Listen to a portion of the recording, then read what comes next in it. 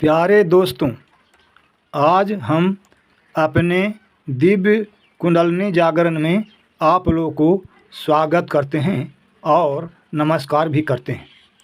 आज हम आप लोग के बारे में बताएंगे कि संसार के रचयिता कौन है और उसका मंत्र क्या है, और परमात्मा कौन है और उसका मंत्र क्या है। संसार के रचयिता अलख निरंजन है, जिसको काल ब्रह्म कहते हैं। काल ब्रह्म ने संसार का विस्तार किया है। काल ब्रह्म की पत्नी दुर्गा जी हैं। ये दोनों मिल करके संसार की रचना किए हैं, माया जाल फैलाए हैं। परमात्मा जो सतपुरुष नाम से जाना जाता है, वो ऊपर में है,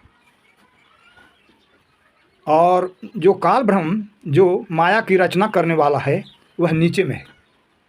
गीता में जैसा कि ऊर्ध्वमूलः अधः शाखा, ऊर्ध्वमूलः अधः शाखा नाम से संबोधन किया गया है।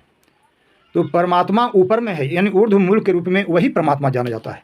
और अधः शाखा यानी नीचे की ओर शाखा वाला, यानी विस्तार करने वाला, माया की रचना करने वाला, संसार की रचना करने वाला, यही है काल ब्रह्म, जिनकी पत्नी दुर्गा जी हैं। काल ब्रह्म का मंत्र ओम है, और जो ऊपर को जड़ वाला ऊर्ध्वमूलः जिसको कहा गया है, ऊपर की जड़ वाला, वह है परमात्मा, यानी मूल कहा जाता है परमात्मा के। वही सारा संसार को उत्पन्न करने की जड़ है, वही मूल है, वही कारण है। उस परमात्मा का मंत्र सत्यम है। आधा शाखा जो नीचे की ओर है वह काल ब्रह्म है, जिसका मंत्र ओम है। ऊर्ध्वमूलः यानी ऊपर को मूल वाला जो परमात्मा जाना जाता है, वही सारा संसार के कारण है, उसका मूल मंत्र सत्यम है।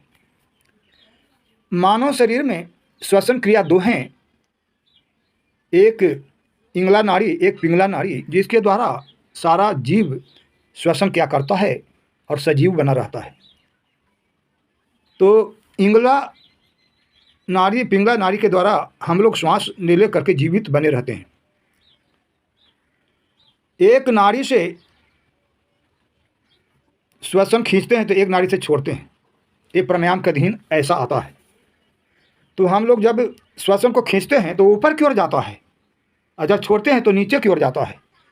तो ऊपर की ओर जाने वाला जो प्रक्रिया है वह श्वास है, वह परमात्मा का है, सतपुरुष का है, जिसका मंत्र सत्यम है।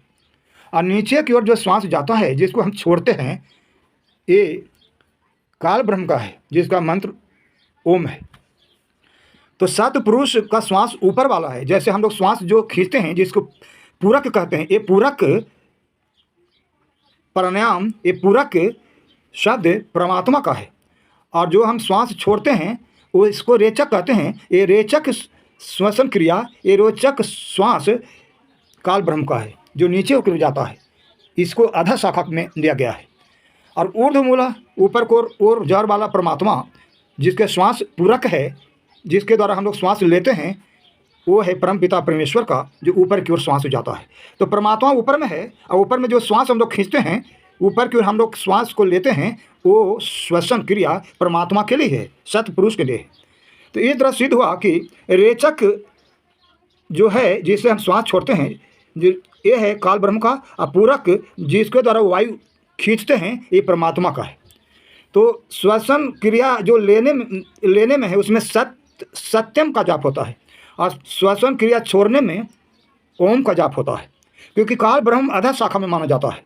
काल ब्रह्म अधः शाखा में माना जाता है, यानी नीचे की ओर शाखा वाला, जिसका मालिक काल ब्रह्म और दुर्गा है, जिन्होंने माया की रचना की है, संसार को फैलाया है, जिसका श्वास रेचक है, जिसका मंत्र ओम है। और ऊर्ध्वमूला यानी ऊपर के जड़ वाला, ऊर्ध्वमूला मन ऊपर की ओर जड़ वाला परमात्मा है, जिसका श्वास पूरक है, जिसका मंत्र सत्यम है। तो हम रेचक श्वास में ओम को संपुट करते हैं, और पूरक श्वास में सत्यम को संपुट करते हैं। और इस तरह से हम लोग जाप करते हैं, छोड़ने वक्त ओम और खींचने वक्त सत्यम। जब छोड़ते हैं तो काल ब्रह्म को प्राप्त होता है, और जब खींचते हैं तो परम अक्षर ब्रह्म सत्य पुरुष को प्राप्त होता है। जब हम छोड़ते वक्त श्वास में ओम को बैठा देते हैं तो काल का जाप होता है, और श्वास को खींचते वक्त जब सत्यम को बैठाते हैं तो परम अक्षर परमात्मा सत्य पुरुष को प्राप्त हो जाता है। और इस तरह से रेचक पूरक के द्वारा ओम और सत्यम का जाप होता है।